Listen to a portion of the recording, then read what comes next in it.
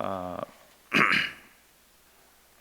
여러분 여기 다니엘서를 우리가 읽었는데요. 다니엘서의 전체적인 주제는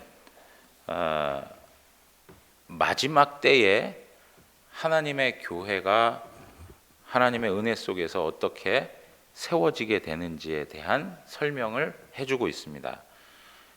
다니엘서를 읽다 보면 좀 어려운 부분들도 많이 등장합니다. 환상에 관한 문제들도 있고, 또 다니엘 시대 때에 없었던, 다니엘의 기점에서 보면 앞에 펼쳐질 역사에 대하여서도 예언한 바들이 있습니다. 그러한 내용들을 하나하나 보면 이제 그 뜻이 무엇인지 잘 파악하기가 쉽지 않은 부분들도 있습니다. 그렇지만 분명히 말씀드릴 수 있는 것은 다니엘서를 통해서 하나님이 우리에게 말씀하고자 하는 의도는 마지막 때에 하나님의 교회, 하나님의 성도는 반드시 승리한다. 하나님의 나라는 왕성할 것이며 승리하는 나라임을 설명해 주고 있는 겁니다.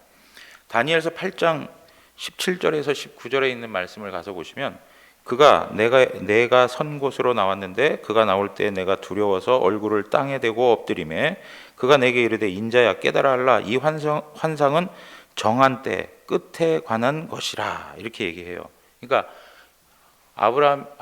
다니엘에게 환상을 보여주는 그 이유, 그 시점을 설명해 주는데, 이것은 하나님이 정한 때 그 종말의 때의 것을 알려주기 위함이다 라고 말씀하고 있죠. 그래서 19절에도 또 한 번 얘기해요. 이르되 진노하시는 때가 마친 후에 될 일을 내가 네게 알게 하리니 이 환상은 정한 때 끝에 관한 것이다 라고 얘기해요. 그러니까 끝에 관한 것, 끝에 관한 것. 그래서 궁극적으로 하나님께서 하나님의 나라를 어떻게 이루어 가실지를 설명해 주는 그러한 역사를 우리에게 설명해 주고 있어요. 그러니까 지금 다니엘서를 보면 지금 하나님의 교회, 그리고 하나님의 백성인 이스라엘이 사실은 어려운 형편에 처해 있는 거죠. 나라를 잃어버리게 되고 흩어지게 되고 포로로 끌려오고 여러 가지 현실적인 상황을 놓고 보면 정말 어려운 때를 경험하고 있는 거예요.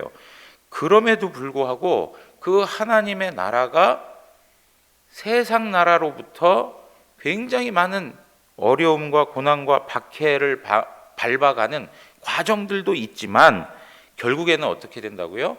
하나님의 주권적인 역사 속에서 승리하게 될 것을 말해주고 있다는 것입니다. 그래서 여러분 보시면 이 성경 이 뒤에 내용들을 쭉 읽어가다 보면 무슨 여러 그 나라들에 대한 그 예언의 말씀들이 등장합니다. 메데파사, 헬라, 그 다음에 그 뒤를 이어서 로마, 이러한 역사를 거쳐서 예수 그리스도를 통해서 임하게 되는 하나님의 나라에 대해서 설명을 하죠. 그러던 중에 이 이스라엘 공동체 안에 정말로 더 비참하고 참담한 일들이 생겨나는 그 역사를 소개해 주기도 해요. 다니엘서 12장 11절에 보면 이런 표현이 있어요. 매일 드리는 제사를 폐하며 멸망하게 할 가증한 것들을 세울 때부터 1290일을 지낼 것이요 라고 이렇게 얘기해요. 여러분, 매일 제사를 폐하고 멸망하게 할 가증할 것을 세우는 사건, 이제 그것이 역사 속에서 이루어져요. 누구를 통해서 이루어지냐면 여기 안티오코스 에피파네스라고 하는 사람을 통해서 그 일들이 이루어지는 거예요. 여러분, 그러니까 성전 예배가 완전히 그 외세의 공격을 통해서 짓밟히는 그러한 일들을 경험하게 된 것입니다. 그러니까 이 내용들을 보면 참으로 안타까운 것이 이 사람을 통해서 정말로 있어서는 안 될 법한 그러한 일들이 그 유대 역사 가운데 나타나게 된 거예요. 여러분, 여기 에피파네스, 안티오코스 에피파네스라고 하는 이 사람은 사실 이제 알렉산더 대왕 이후에 나라가 이제 헬라 제국이 네 나라로 이렇게 분열이 되게 되는데, 그 중에 한 나라를 셀류코스 왕조를 이제 통치하던 그런 위치에 있던 사람이에요. 그런데 이 사람이 유대 땅에 들어와서 완전히 그 예루살렘을 짓밟아 버립니다. 그리고 지금 다니엘서 12장 11절에 말씀했던 그 내용처럼 완전히 성전을 더럽히는 일들이 생겨나게 됐어요. 여기 에피파네스라고 하는 이름이 어떤 의미를 가지고 있냐면 하나님의 나타남, 신의 현현이라는 의미가 있어요. 그러니까 자기 자신을 어떻게 한 거죠? 지금 신격화시켰던 사람인 거예요. 자기 자신을 신격화시켰던 사람. 그런데 이 사람이 얼마나 잔인했냐면 그 잔인성을 조롱하는 차원에서 뭐라고 사람들이 이름을 붙였냐면 에피마네스라고 이름을 붙였대요. 에피마네스. 에피마네스라는 말은 어떤 말이냐면 미치광이라는 뜻이에요. 에피파네스, 신의 현현, 신이 나타난 존재라고 이렇게 자기 자신이 그렇게 이름을 붙였는데 사람들이 그를 조롱하면서 붙인 말이 뭐예요? 에피마네스 해가지고 완전히 미치광이구나 라고 그를 판단한 거예요. 그러니까 그런 이가 어떤 일을 행했어요? 유대 백성들을 엄청 잔인하게 다 죽여버렸어요. 그리고 성전에 제우스 신상을 세워버리고 번제단에서 돼지고기를 태워버려. 여러분 그게 가능한 일입니까? 예? 완전히 능욕을 당한 거예요. 예. 그런 비참한 역사를 이스라엘 백성들이 경험을 하게 되죠. 여러분 그러니까 다니엘의 입장에서 보면 앞으로 진행되어지는 역사 과정 자체가 희망적입니까? 아주 그 뭐랄까요? 악이 성행하고 고통스럽고 정말 절망적입니까? 이렇게 보면 절망적인 거예요. 지금 다니엘서 1장에서 우리가 읽었던 이 말씀만 봐도 절망스러운 상황인 거죠. 그 역사가 계속 절망을 향해 가고 있는 거예요. 그럼에도 불구하고 어떻다는 거예요?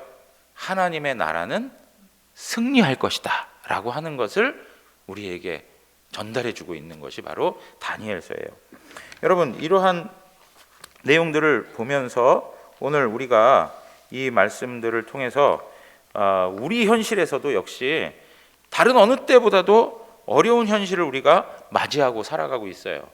신앙생활 하는 것 자체가 정말 더 어렵고 어려운 그런 현실 가운데 있어요. 마치 다니엘과 그 세 친구가 바벨론에 끌려가서 바벨론에서 생활하는 것처럼 이 세상에서 발을 딛고 사는 성도로서 이 땅을 감당해내기가 쉽지 않은 그러한 어려운 현실을 우리가 살아가고 있다는 겁니다. 앞에서도 기도하실 때도 그런 표현을 하셨는데 어떻습니까? 뭐 교회에 대한 어떤 부정적 이미지들이 점점 더 증폭해가고 있고 물론 우리의 연약함도 있고 실수됨도 있어요. 그렇지만 그렇지 않은 것도 있어요.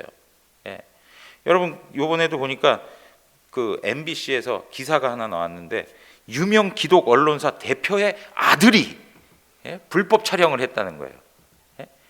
여러분 그 제목을 그렇게 달 필요가 없어요. 나중에 이제 그 어떻게 표현하는가 이제 좀 봤더니만은 뭐 골프장 뭐죠 대표 아들인가 뭐 골프장 사장 아들인가 뭐 이렇게 표현하더라고요. 그러니까 전혀 기사의 내용에 쓰지 않아도 될 만한 표현들을 의도적으로 사용하는 부분도 있어요. 물론 제가 지금 이렇게 말씀드리는 거는 그가 잘못한 거를 옹호한다는 측면에서 말씀드린 거 아니에요. 잘못한 거예요. 그런 일이 발생하지 말아야 되는 것이죠. 성도의 자녀, 성도뿐만 아니라 성도의 자녀, 그가 신앙이 있는지 없는지 저는 모르겠지만 정말 그 믿음의 가정들 안에서 그런 일이 있어서는 안 되는 거죠. 그럼에도 불구하고 세상은 조금이라도 허점을 잡으면 그것을 부풀리고 또 그것을 가지고 여론화하고 그래서 교회의 설 자리를 점점 좁혀가는 그러한 시대에 우리가 살아가고 있단 말이에요. 어떤 사람들은 정말 악의적으로 얘기하는 것들 보면 교회는 세상에서 빨리 없어져야 할 그러한 세력들이라고 표현하는 그런 일들도 많아요. 여러분 이러한 것들을 보면 그 백성들의 감정에 얼마나 악의가 깃들여 있는지를 확인할 수 있는 그런 대목들이 있는 거예요. 이런 것들을 보면 신앙생활이 점점 어려워지고 말씀대로 살아가는 것이 정말 힘든 시대를 살아가고 있어요. 뭐 신앙인이 아니고요. 예를 들면 여러분, 신앙인이 아니고 그냥 진실하고 정직하고 성실하게 살아간다. 일반인이 진실하고 정직하고 성실하게 살아간다. 그것도 어려운 시대. 그것도 어려워. 그런데 믿음을 가지고 하나님을 섬기는 자녀가 정직하고 진실하고 성실하게 살아간다라고 할 때에 얼마나 많은 어려움들이 있겠냔 말이에요. 어떻게 해서든지 넘어뜨리려고 하고, 어떻게 해서든지 우스꽝스럽게 만들려고 하고, 어떻게 해서든지 그 삶을, 그 원칙적 삶을 부여잡고 살아가는 것을 깨뜨리게 하려고 갖은 공작을 피면서 다가오는 유혹들이 얼마나 많은지 몰라요. 여러분, 이러한 것을 보면 오늘날 우리의 시대가 다니엘의 시대하고 다를 바 없다는 거예요. 바벨론 한복판에 서 있는 시대하고 다를 바가 없다는 거예요. 그리고 어떻습니까? 아까 얘기했던 안티오코스 에피판에 의해서 완전히 능욕을 당했던 그런 시대하고 다를 바 없는 그 시대를 우리가 살아가고 있다는 거예요. 이러할 때 오늘 이 다니엘서의 이 말씀을 통해서 이 어려운 때에 그러면 하나님의 교회는 어떻게 살아가야 하는가 하는 부분들을 잠시 잠깐이라도 살펴봤으면 좋겠습니다. 여러분, 오늘 그 다니엘서의 내용들을 보면서 우리가 하나 분명하게 전제하고 생각해야 될 것이 무엇이냐면 바로 이거예요. 사탄의 공격은 마지막 때가 가면 갈수록, 마지막 때가 되면 될수록 더욱더 강렬하고 격렬하게 나타나고 있다는 거예요. 여러분, 오늘 보면은 느부갓네살을 소개하는데 뭐라고 얘기해요? 바벨론 왕 느부갓네살이라고 얘기를 하고 있어요.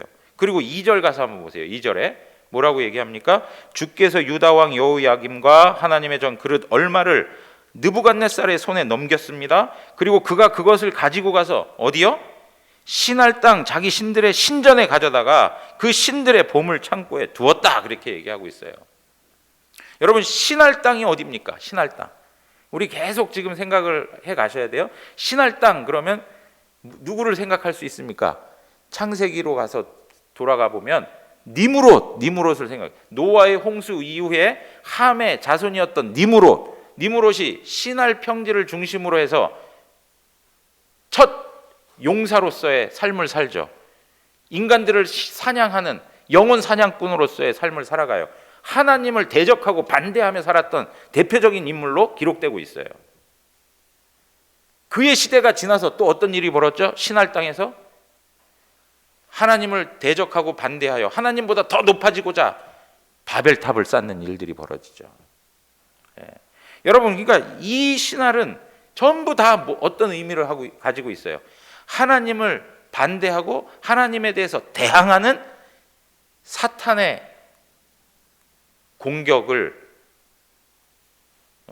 설명해주고 있는 사탄의 본부로 우리에게 설명을 해주고 있어요.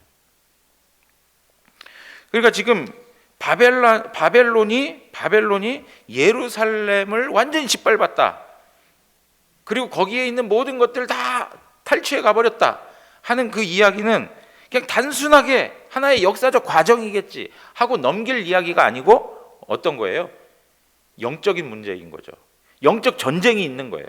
하나님의 나라를 완전히 무너뜨리려고 하는 인간 나라, 사탄의 나라에 강렬한 역사가 있었다는 것을 우리에게 얘기해 주는 거예요. 여자의 후손과 뱀의 후손의 싸움이 우리 역사 선상에 계속적으로 일어나고 있다는 그 영적인 원리를 우리가 알고 살아야 된다는 거죠. 우리 시대에 벌어지고 있는 많은 문제들, 이런 것들이 그냥 단순히 역사니까 우리가 사는 방식이니까 해야 할 문제들이 아니라 그 모든 과정 하나하나가 전부 뭐라고요? 영적인 배경을 가지고 있다는 것을 우리가 이해를 해야 된다는 거죠. 여러분, 여기에서 보시면 참으로 안타까운 일들이 뭡니까? 유대 땅이 완전히 공격을 당해가지고 바벨론으로 끌려가는 일이 벌어지는 거예요. 바벨론으로. 그런데 지금 이 나라가, 유대 나라가, 이스라엘이 어떻게 세워졌습니까? 애굽에서 하나님의 전적인 은혜로 구원함을 받고 나라가 이루어진 거 아닙니까? 그런데 그 종살이에서 자유하게 된 지가 얼마 되지 않은 거죠. 사실은 오랜 역사가 아닌 거예요. 그럼에도 불구하고 다시 포로로 끌려가야 하는 이러한 영적 시련의 경험을 지금 하고 있다는 것이 안타까운 거예요. 느부갓네살 왕이 완전히 성전을 더럽힙니다. 그리고 귀중한 물건을 가져다가 자신의 신전 안에 다 두는 거예요. 이러한 일들은 이스라엘 백성으로 봐서는 완전히 수치스러운 일들인 거예요. 그런데 또 하나 중요한 것들을 언급해주고 있죠. 이스라엘의, 유다의 차기 지도자급들이 될 수 있는 어린 세대들을 잡아가지고 그들을 바벨론화시키는 일을 만들어가고 있다는 거예요. 여러분 3절에서 5절에 있는 말씀을 보면 3절에 왕족과 귀족 몇 사람을 데려가는 거예요. 왕족과 귀족 몇 사람. 이스라엘 자손 중에서 왕족과 귀족 몇 사람을 데리고 가요. 그러면 4절에 뭐라고 얘기합니까? 흠이 없고 용모가 아름다우며 모든 지혜를 통찰하며 지식에 통달하며 학문에 익숙하여 왕궁에 설 만한 소년들을 데려가 버렸다. 정말로 지적이고 여러모로 앞으로의 그 이스라엘의 지도자로서 세워질 그런 유력한 젊은 소년들을 바벨론으로 데리고 가게 되었다. 거기서 뭘 합니까? 4절 후반부에 보니까 그들에게 갈대아 사람의 학문과 언어를 가르쳤다. 그리고 또 왕이 지정하여 그들에게 왕의 음식과 그가 마시는 포도주에서 날마다 쓸 것을 주어 3년 동안을 기르게 하였다. 그리고 나서 그들로 하여금 왕 앞에 설 수 있는 그러한 자격 있는 자들로 갖추게 하겠다 하는 것이 바로 느부갓네살 왕의 생각이었습니다. 여러분, 이 정책은 어떤 정책이죠? 결국에는 리더급 다음 세대 지도자들을 바벨론화 시켜서 유다가 완전히 일어나지 못하도록 만들어 버리겠다는 거예요. 그 다음 세대의 자녀들을 완전히 자신의 종들로 만들다시피 해서 그 유다가 다시는 일어서지 못하고 완전히 바벨론화 될 수 있도록 그렇게 만들어 버리겠다는 무서운 전략을 가지고 있는 거예요. 이것이 뭐예요? 영적인 사단의 전략이라고 하는 것을 알아야 된다는 거죠.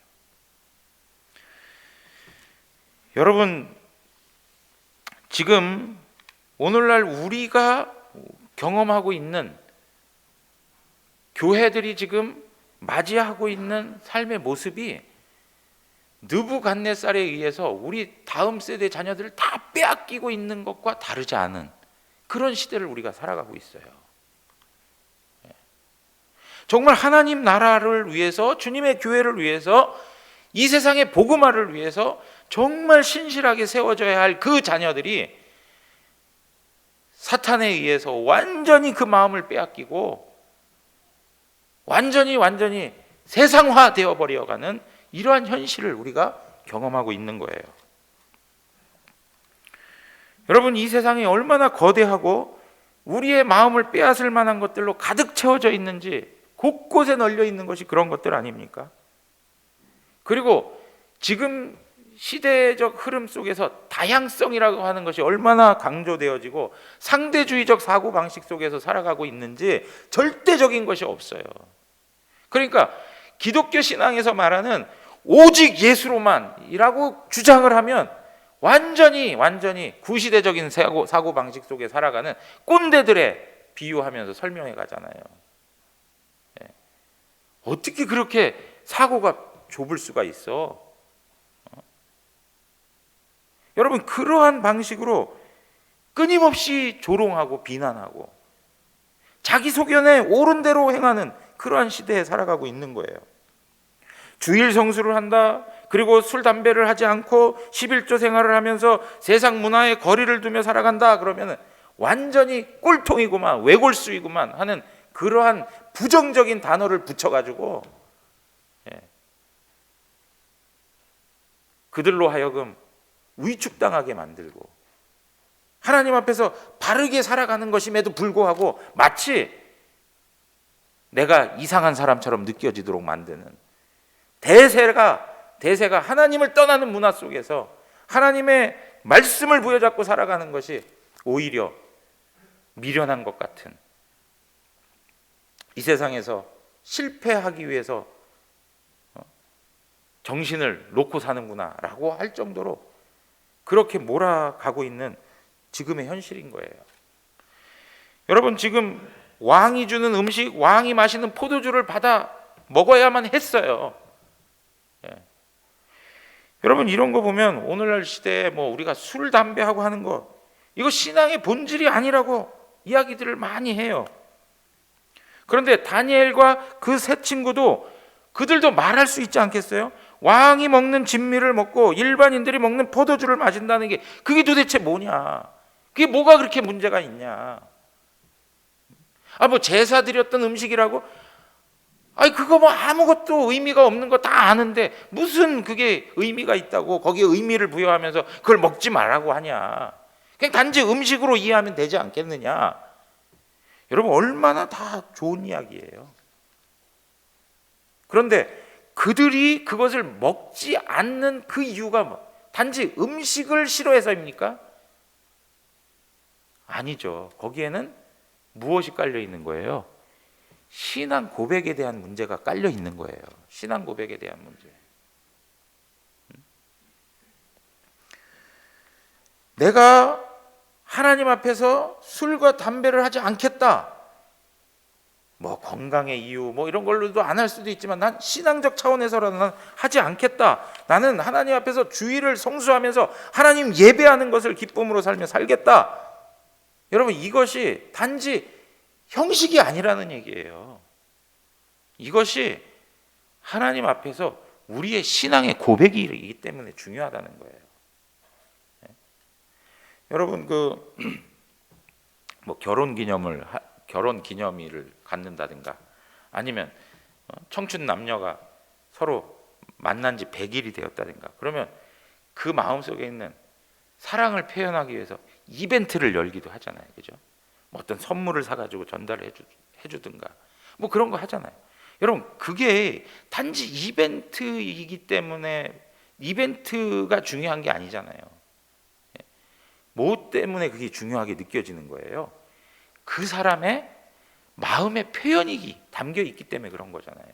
서로를 향한 마음의 고백이 담겨 있기 때문에 그걸 중요시하게 생각하는 거 아닙니까? 진짜 네가 나한테 사랑하는 마음이 있으면 이럴 수 있어? 하는 거 아니에요? 그러니까 여러분 보세요. 지금 세상 사람들이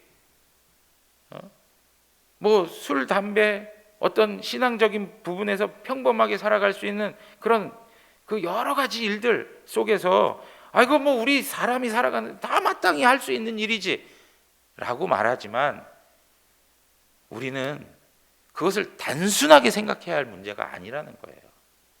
거기에 무엇이 담겨 있어요? 사탄의 영적 괴략이 담겨 있다는 것도 판단하셔야 되는 거예요. 다니엘은 그걸 본 거예요. 자기 자신 한 사람 한 사람의 모습이지만 그걸 통해서 사탄의 권세가 하나님의 나라를 망가뜨리려고 하고 있다는 것을 보고 있는 거죠. 그런 현실을 세상 나라의 왕이 하나의 정책으로 그들을 데려다 놓는 것이 아니라 결국은 하나님의 나라를 완전히 무너뜨리려고 하는 영적 도전이구나 하는 것을 깨닫고 있는 거예요. 이런 부분에서 무엇이 필요하다고요? 우리 삶의 문화 속에 침투해 들어오는 사탄의 강력한 잔꾀가 우리를 유혹하고 우리를 넘어뜨리고 우리의 자녀들을 완전히 하나님으로부터 떠나게 만드는 그러한 일들이 있다는 것을 우리가 심각하게 생각해야 된다는 거예요. 그냥 하나의 모든 사람들이 살아가는 방식이겠거니 우리 삶의 하나의 라이프 스타일이겠거니 하는 그런 식으로만 치부할 것이 아니고, 거기에는 영적 도전이 있다는 것으로 우리가 판단하고 살아야 된다는 거예요. 여러분, 정말로 무서운 게 뭐냐? 사탄은 우리 자녀 세대를 자기의 것으로 확 만들려고 하고 있어요. 다음 세대만 자기가 장악하게 되면 한국 기독교의 역사는 사라진다라고 판단하는 거예요.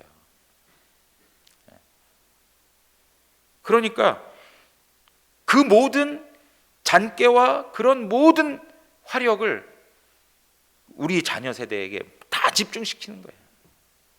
그런데 어떻게 다가오냐? 무섭게 다가오면 도망갈 텐데 무섭게 다가오질 않고 어떻게 다가와요? 아주 달콤하게 다가오는 거예요. 달콤하게. 먹음직도스럽고 탐스럽게 할 정도의 그런 아주 보기 좋은 모양새를 가지고 그들의 마음을 아주 살살 긁어주면서, 그래서 하나님에 대하여서 점점 감각하지 못하고 하나님에 대하여서 점점 생각하지 못하도록 완전히 영적으로 마비되는, 완전히 영적으로 마비시켜버리는 그러한 존재가 되는 거예요. 마치 신약 성경에서 말하고 있는 문둥병자와 같이, 그리고 중풍병자와 같이 반응할 수 없는 그러한 영적 상태로 만들어가는 사탄의 그러한 괴계가 있다는 것. 그것은 우리 자녀들에게 대한 문제만이 아니고 더 나아가서는 한국교회의 문제요, 더 나아가서는 하나님의 나라에 굉장한 영향을 끼치고 있다는 것입니다. 여러분, 우리 교회에서 그 예배를 전 가족이 함께 예배하는 것, 여러분 이것이 왜 중요한가? 신앙이 전수돼야 되는데 너무나도 한국교회는 또래 중심적으로 다 나눠놔서 부모로부터 어른 세대로부터 예배를 배우질 못했어요. 그러니까 어릴 때부터라도 하나님 앞에 나와 예배하고 어른들이 어떻게 예배하는지, 우리 부모가 어떻게 예배하는지 그것을 그 현장에서 보여주는 것만으로도 엄청난 교육이 된다는 거예요. 그리고 같은 하나님의 말씀을 들었죠? 그럼 그 말씀을 가지고 가정에서 같이 말씀의 나눔이 있어야 된다는 거예요. 자녀들하고의 대화 속에서 하나님 말씀이 그들 가운데 어떻게 적용이 되고 있는지 살펴주셔야 되는 거예요. 지난번에도 어떤 분이 그런 얘기를 했어요.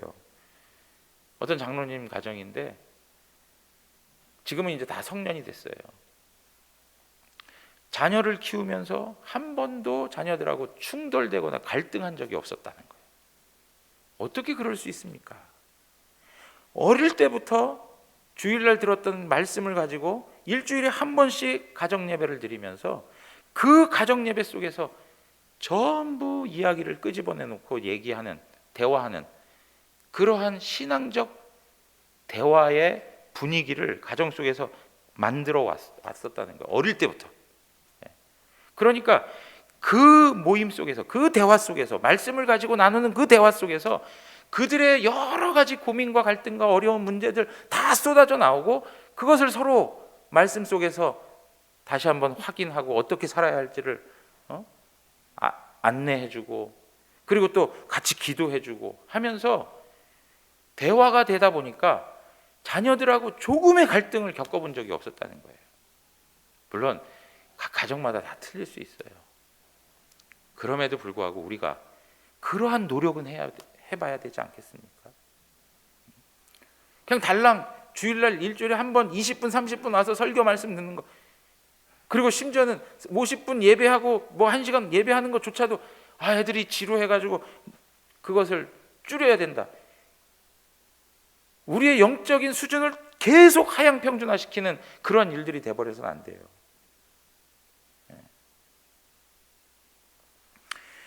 여러분, 우리가 교회에서만이 아니고 가정 속에서도 우리 자녀들을 사탄이 끊임없이 공격하고 있다는 것을 깨닫고 정말 그들을 어떻게 말씀으로 세워야 할지를 함께 고민하면서 함께 마음을 합쳐서 가도 이게 만만치 않은 싸움이에요.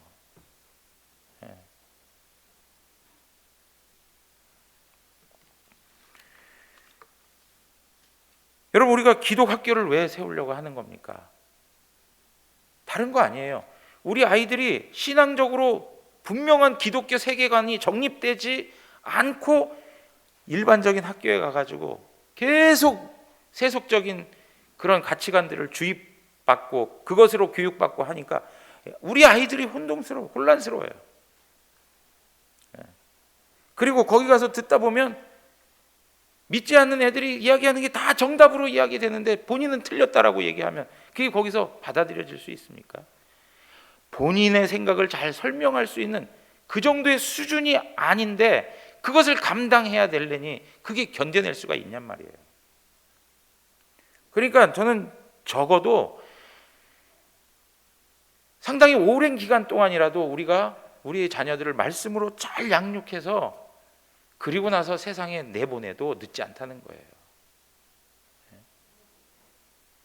세상과 분리돼서 살자는 거 아니에요. 세상에 적극적으로 우리 자녀들을 내보내야 하고 그 세상을 변화시키는 주체들로 살아가도록 해야 돼요. 그렇지만 철저히 준비되어져야 할 시간이 필요하다는 거예요. 그러려면 우리 안에 지금의 방식의 교육 갖고는 그러한 문제들을 해결할 수가 없다는 거예요. 더 집중적이고 더 많은 시간을 가지고 우리 자녀들에게 신앙적 교육을 해줘야 된다는 거죠. 여러분, 이러한 필요성들을 우리가 정말 중요하게 인식하고요, 우리가 이 문제들을 하나님 앞에서 하나하나 하다 보면 시간이 지난 후에 반드시 열매가 있을 줄 믿습니다. 많은 목사님들이 저희 교회가 전가족 예배한다니까 저한테 질문들을 많이 해요. 목사님, 우리도 참 필요한데 어떻게 해야 할지 몰랐는데 어떻게 해야 됩니까? 지금 새롭게 개척되거나 젊은 목사님들이 교회를 세워가는 교회들은 전가족 예배에 대한 철학을 처음부터 가지고 하고 있어요. 여러분, 제가 우리 교회가 이런 부분에서 참 감사한 건 뭐냐면 우린 전통적인 교회란 말이에요. 기성교회예요. 기성교회가 이렇게 전환해가지고 하는 게 참 어려워요. 저는 우리 대구 영원교회 모든 성도님들이 이런 부분에 대해서 같이 공감해 주시고 같이 이 일들을 세워간다는 거에 목사로서 참 감사한 마음이 많아요. 특별히 대구 지역에서 이렇게 기존에 있던 교회가 이런 방식으로 변화하는 교회는 아마 없을 거예요. 여러분, 이러한 내용들을 우리가 지금 하고 있는 것들이 우리 안에서는 그냥 하고 있으니까 별거 아닌 것 같지만 너무나도 중요한 거예요. 너무나도 중요한 거예요. 자녀들의 신앙교육을 위해서. 제가 이러한 과정들을 거친 교회에서 생활해 본 경험도 있고 실질적으로 했던 그런 모습들을 통해서 확인된 거는 어릴 때부터 그렇게 했던 자녀들이 교회를 떠나지 않더라는 거예요. 물론 떠난 이들도 있죠. 그러나 그 퍼센테이지가 훨씬 줄어들더라는 거죠. 여러분, 우리가 이러한 내용들을 보면서 우리 다음 세대에 대한 안타까운 마음, 우리 집사님도 앞에 기도하셨는데 그 다음 세대에 대한 간절한 마음들이 정말 우리 가운데 있어야 되고요, 이 영혼을 우리가 사로잡아야 돼요. 우리 다음 세대 자녀들을 우리의 손에 붙들려 있을 수 있도록 하나님 앞에 은혜를 구해야 하고, 그리고 여러분, 한 가지 부탁드리고 싶어요. 신앙교육의 대부분은 가정에서 이루어지는 거예요. 그러면 가정에서요, 우리 자녀들에게 교회에서 이루어지는 부정적인 얘기들을 전달하지 마세요. 우리 뭐 집사님이 어떻고 저떻고. 여러분, 영적으로 자녀들이 교회의 권위를 인정하려면 좋은 이야기를 들어도 쉽지 않은 판국에 부정적인 이야기들을 자꾸 들어놓으면 그 자녀들이 신앙적인 권위를 가질 수 있겠습니까? 목사에 대해서 완전합니까? 부족한 거 많죠. 그러니까 여러 가지 그 불평의 이야기들도 하실 수 있어요. 그런데 자녀들 있는 데서는 하지 마시라 이거예요. 자녀들을 있는 데서 하니까 목사에 대해서 존경을 합니까? 영적인 지도자에 대해서 인정을 하고 존중하고 배우려고 하는 태도를 갖습니까? 못 갖죠. 신앙 교육의 대부분의 문제는 가정에서 이루어지고 있어요. 가정에서. 여러분, 그러한 현실들을 우리가 간과하지 말고 정말 우리 가정에서부터 하나님 앞에서 우리가 어떻게 우리 자녀들의 신앙들을 세워가야 할 것인가, 그리고 그 자녀들에게 다가오는 이 모든 것들은 사탄의 영적인 도전들이라는 것을 인지하면서 하나님 앞에서 정말 우리 자녀들을 위해서 울고불고 해야 될 때인 거예요 지금. 그래서 저 금요기도 때만 하면 그냥 자녀 세대를 위해서 울고불고 하는 거예요. 근데 단지 기도만이 아니고 실질적 삶에서 우리가 변화돼야죠. 우리 자녀들을 위해서 꾸준히 일관성 있게 말씀을 가르칩니다. 한 번의 결정이 말씀과 부합하지 않는 결정을 해버리면 우리 자녀들은 벌써 거기에 권위를 부여하지 않습니다. 꾸준히 일관성 있게 하나님 앞에서 해야 되는 거예요. 어떠한 어려움이 있어도. 여러분, 여기에 보면 그 다니엘과 이 세 친구들이 이런 영적인 공격에 대해서 태도를 취하고 있는 바가 있어요. 8절에 한번 보십시오.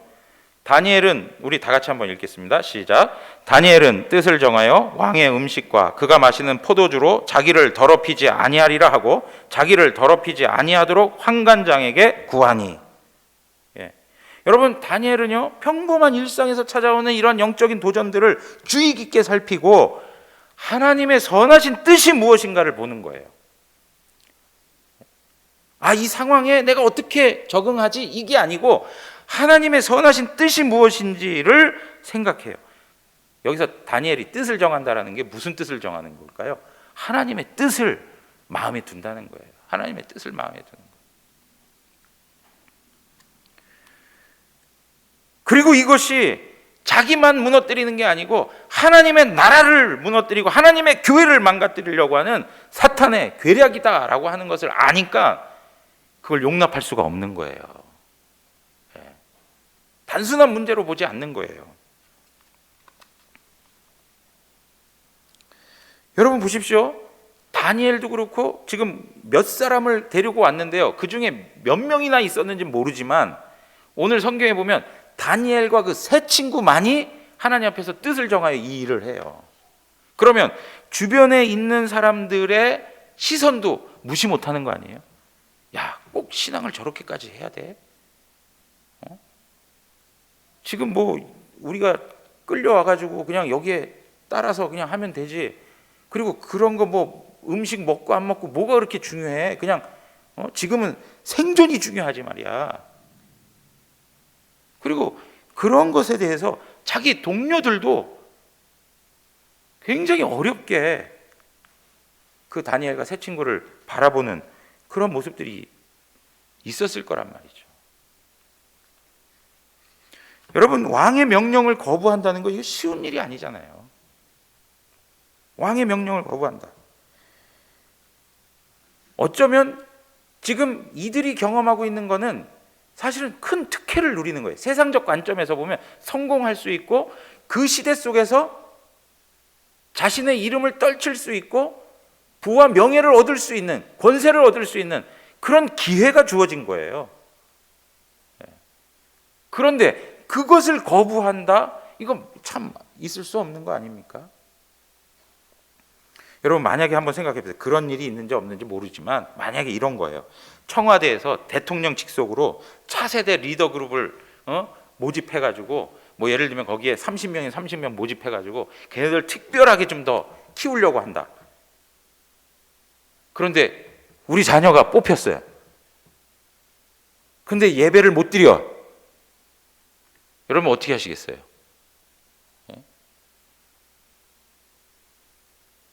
아마 우리 스스로가 그럼에도 불구하고 그게 너무 자랑스러워서 야, 우리 자식이 그랬대, 거기에 들어갔대, 그 얼마 안 되는 그 인원수에 들어갔대.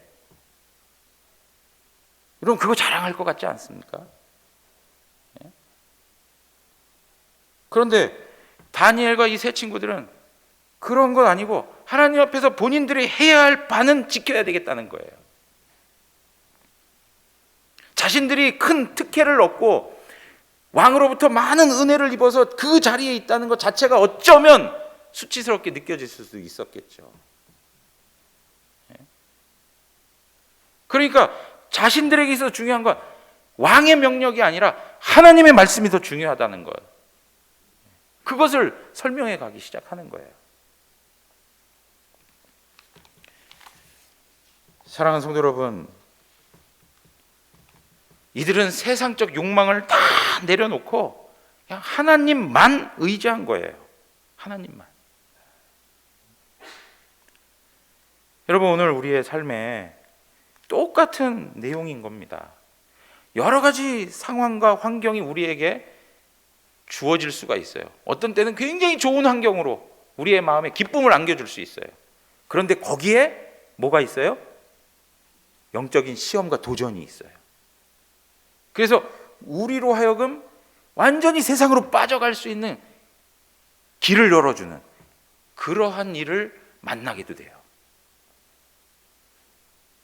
또 어떤 경우에는 그 상황과 환경이 너무나도 고달프고 아파가지고 나는 더 이상 하나님 믿을 수가 없어요 하고 신앙적인 걸 다 포기할 수도 있어요. 또 어떤 경우에는 그러한 상황이 있든 없든 간에 관계없이 나는 주님의 길을 걷는가 하고 믿음의 길을 선택하고 가는 이들도 있을 거예요. 여러분, 그렇다면 우리는 어떤 길을 가겠냐 이거죠. 어떤 길을 가겠냐. 여러분, 어떠한 상황에든지 흔들리지 않고 내가 믿음의 길을 가겠다라고 하는 것은 우리의 믿음의 수준이 어디 있는가, 우리의 믿음의 형편이 어떠한가를 보여줄 수 있는 시금석이 되는 거예요.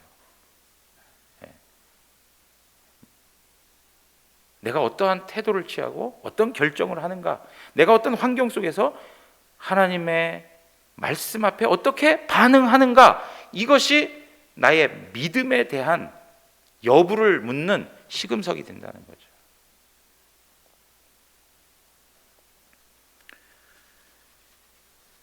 사랑하는 성도 여러분, 어려운 일입니다.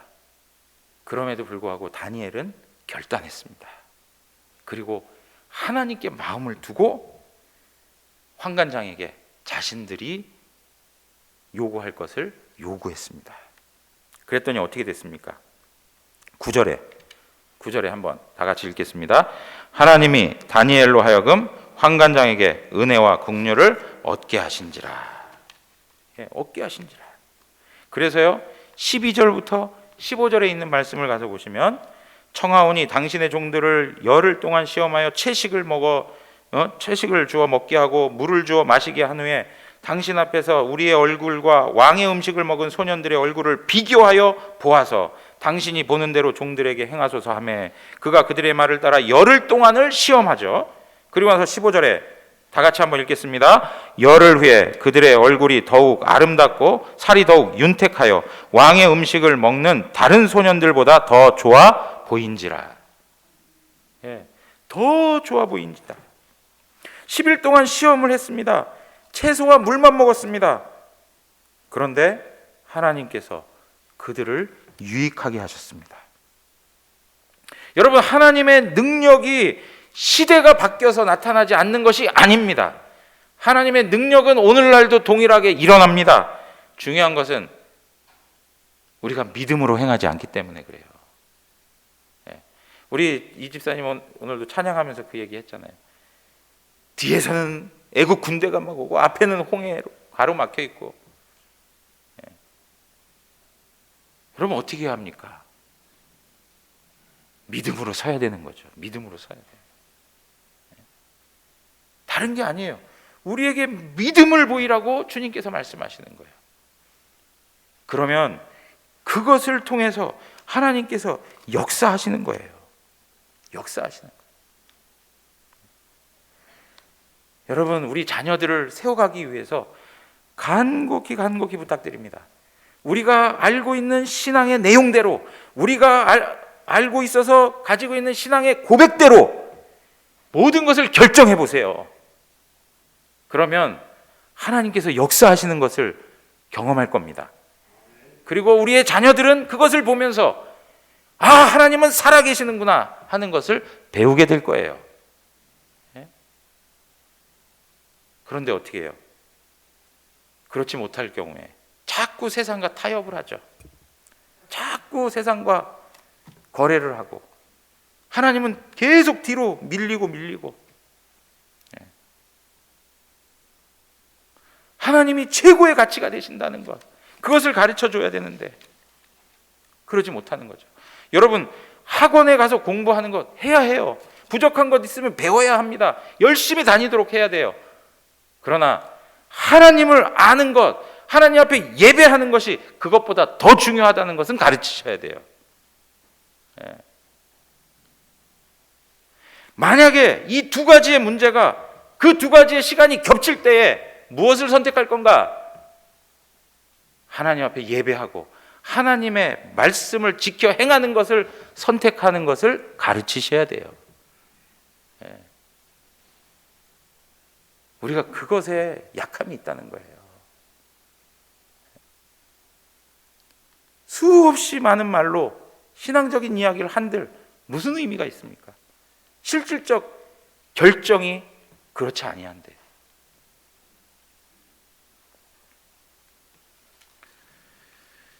여러분, 이러한 다니엘과 세 친구에게 하나님이 주셨어요. 은혜와 그 복을 주시는데, 자 19절 20절 가서 한번 보겠습니다. 19절 20절.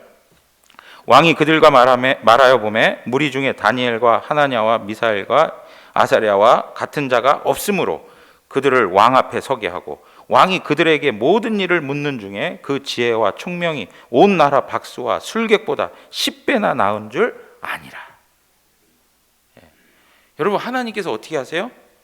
오히려 거기에서 인정받지 못하고 거기서 완전히 퇴출당할 것 같은 그런 입장을 취했는데도 불구하고 어떻게 해요?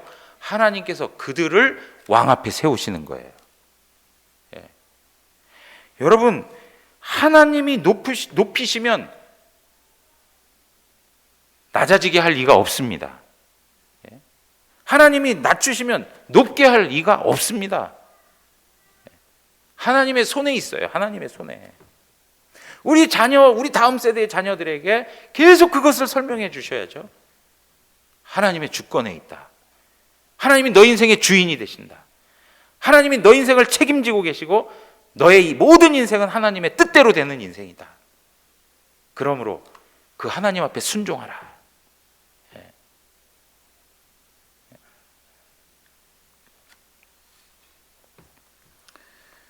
사랑하는 성도 여러분, 오늘 제가 이러한 말씀을 보면서 자꾸 이렇게 목소리가 높아지는 것 죄송합니다. 왜냐하니까 우리 한국교회 지금의 현실, 그리고 우리 교회가 경험하고 있는 과정들, 이런 거 하나하나 보면 너무나도 안타까운 마음이 너무 많이 들어서 그래요. 정말 우리가 10대를 빼앗기지 말아야 돼요. 우리 다음 세대들을 빼앗기지 않아야 돼요. 정말로 하나님 앞에 부르짖고 기도하고 그들이 하나님께로 돌아올 수 있도록, 그리고 그들이 믿음으로 자라갈 수 있도록, 그들이 하나님 기뻐하시는 예배자가 되어서 이 시대에 하나님 나라를 위하여서 정말 하나님의 영광을 나타내는 그러한 복된 인생들이 되도록 우리가 함께 기도해 주셔야 돼요. 그리고 특별히 이제는 우리 장로님, 권사님, 또 우리 집사님들, 이제 손주들을 보시는, 손자 손녀를 보시는 그러한 때예요. 그 자녀들을 절대 빼앗기면 안 된다는 그런 각오로, 그런 마음을 가지고 정말 우리 다니엘과 그 세 친구들처럼 자라기를 소원하면서, 어떤 분이 손주 이름을 요한이라고 붙였대요. 그리고 맨날 기도할 때는 다니엘과 같게 해달라고 그랬대요.